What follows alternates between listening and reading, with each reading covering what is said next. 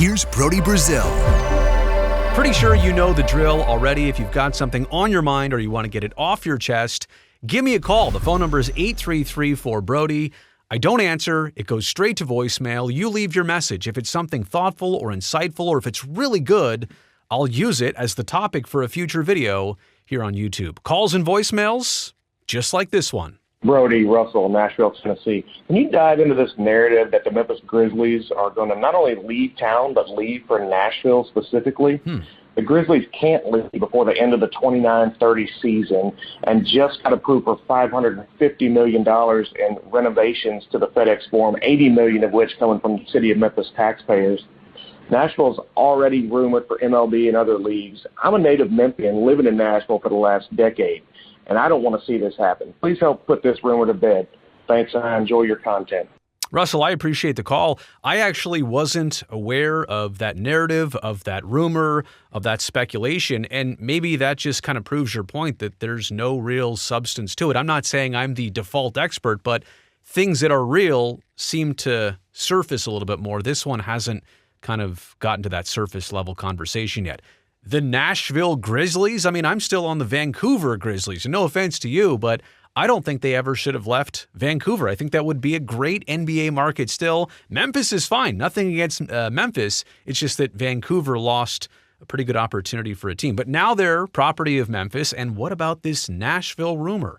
For people that don't know, obviously both cities in the state of Tennessee, 212 miles apart, Nashville is always going to be that threat if you're in Memphis. It's going to be that, and I didn't have room to put it here, that sexy threat. Well, if we're going to not get what we want here, we'll up and leave to Nashville. They give us what they want, or give us what we want in Nashville, even though the mayor of Nashville recently came out to say that even in terms of public support for a baseball stadium, there would be $0. What they're doing in helping the Titans build that brand new football stadium, a $2 billion subsidized project, like publicly, there is no more room. They're tapped out. In fact, I think that was the mayor's exact term used, tapped out in terms of public financing for stadiums. So I don't know that that threat is accurate anymore. Like, you can always take a team to Nashville. The White Sox name dropped Nashville. Was that last summer or 2 summers ago? Nashville's always going to be used as kind of that other Vegas, that sexy place to go.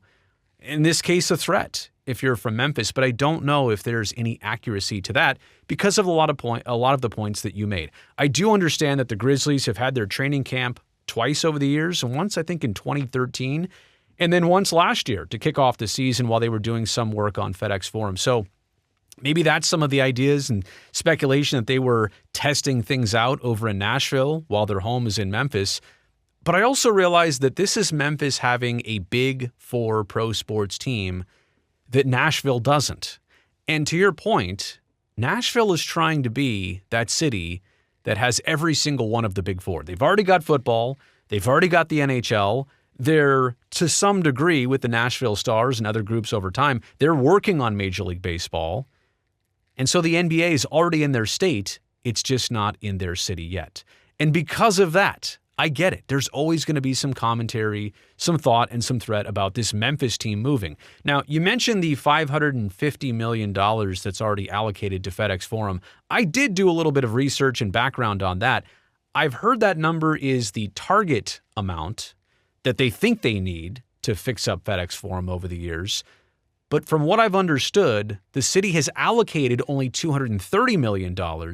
And to your point, they just approved the first $80 million back in March of 2025. Now, should that money secure the team in Memphis for a lot longer than 2029? Yes, absolutely it should. I don't know what they're doing. I don't know the details of these approvals, but let's hope that the city of Memphis, while they're funneling more money to the home of the Memphis Grizzlies, that they're also going to extend the contractual obligation of that basketball team to actually stay in Memphis. I'm going to keep my eye on this story. I'm not saying that it's completely impossible, but I am saying right now that it's highly unlikely. I don't know the sources of this. I get the idea that it's always going to be an option. It's always going to be a tease out there. It's always going to get people's ears and attention that, hey, the Grizzlies might go to Nashville.